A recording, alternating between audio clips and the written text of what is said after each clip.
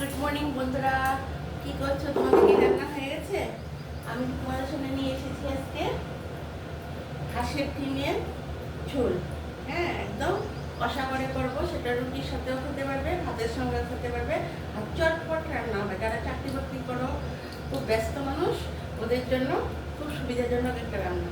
ডিমটাকে সেদ্ধ করে নিয়েছি, তারপর নুন হলুদ দিয়ে ভেজে নিয়েছি। কড়াইয়ের তেলটা গরম বসিয়েছি। সাদা তেল দাও, লাল তেল দাও, যার তেল দাও। তেজপাতা ডিমের ঝুলে অবশ্যই দেবে, দেখবে ডিমের ঝুলের স্বাদই অন্যরকম হয়। তেজপাতা ছাড়া ডিমের ঝুলের স্বাদ ভালো হয় না। তেজপাতাগুলো আমি একটু ভালো করে ধুয়ে নিই।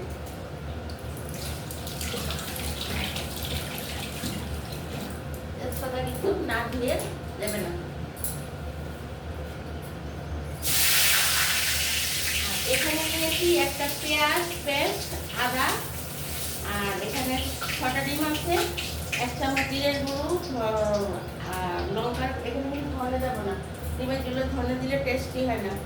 1 চামচ, বড় চামচের 1 চামচ জিরের গুঁড়ো, লঙ্কার গুঁড়ো, যে যেরকম ঝাল খাও ঝালটা, আর একটা পেঁয়াজ আর আদা। পেঁয়াজ আদা, রসুন দেবো না, রসুন দিলে ডিমের ঝোলের গন্ধটা চলে যায়। এখন মশলাটা দিয়ে দিচ্ছি।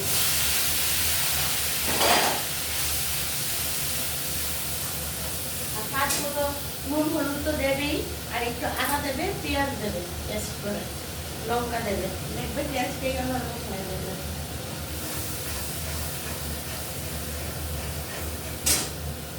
আমি একটু ঝোলের জন্য অল্প করে একটু জল নিয়ে নিই।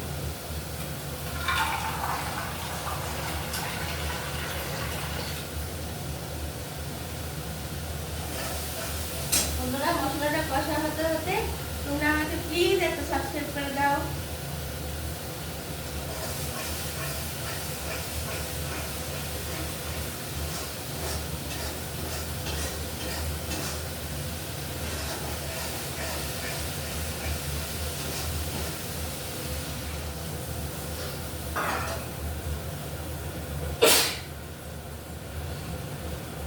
হাতটা ধুয়ে নিই, হাতে দিয়েছি।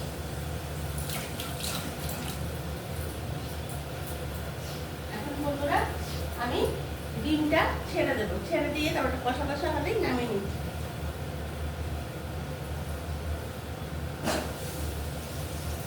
সিম্পল ডিমের ঝোল কিন্তু খুব টেস্টি।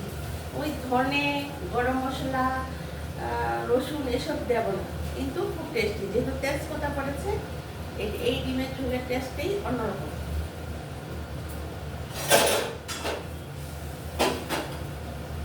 তো বন্ধুরা, এটা যখন কষা কষা হবে তোমরা নামিয়ে নেবে। আমি তোমাদেরকে নামিয়ে দেখাচ্ছি।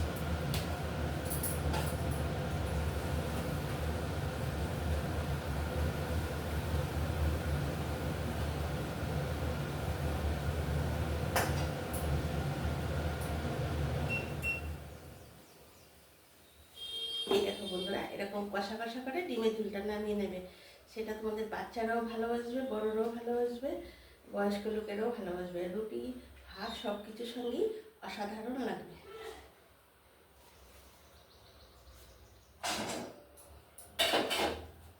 তাহলে বন্ধুরা, এখন আমি রাখি, পরে আরেকটা রেসিপি দিলে আবার তোমাদের সাথে দেখা হবে। তোমরা সবাই ভালো থেকো, যা গরম পড়েছে, টাটা, বাই বাই, সবাই ভালো থেকো।